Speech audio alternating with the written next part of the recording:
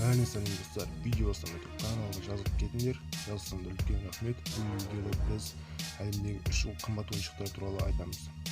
Олай болса, кеттік. Renderforce.com. Машинка Hot Wheels $140.000 немесе 59.078.726 теңге. Бұл машина Hot Wheels деген компанияның 40 жылдығына арнайы жасалған. Машинаның қабырғасына 2700-ден астам бриллиант салған, ал дөңгелектеріне 18 караттық ақ алтын салған, ал артындағы фарға 2 рубина қолданған. Бұл бірінші жағдай емес. Hot Wheels компаниясы машинаны қымбатқа сатқан. Бұл көлік алдыңғы көліктің бағасымен кем түспейді. Бұл көлік сирек кездесетін көліктердің қатарына жатады. Осындай бір көліктің құны $125.000 немесе 22.748.862 теңге.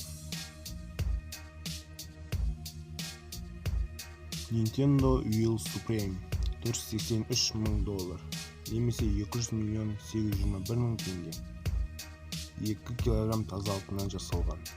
Ол бірінші алтыннан жасалған ойыншық емес. 2006 жылы Экспредегі юбилейный үй алғаш рет алтыннан жасалған консоль шығарды. Оның саны шектеулі болды. Консольдің беті таза бриллианттардан тұрды. Оның бағасы $30.000 немесе 10 миллион теңге. Кубик Рубик $1,5 миллион немесе 632.986.350 теңге. Әлемдегі ең қымбат кубик Рубик. Бұл кубик Рубиктің жасалу себебі кубик Рубик пайда болғанына 15 жылдан жасалған.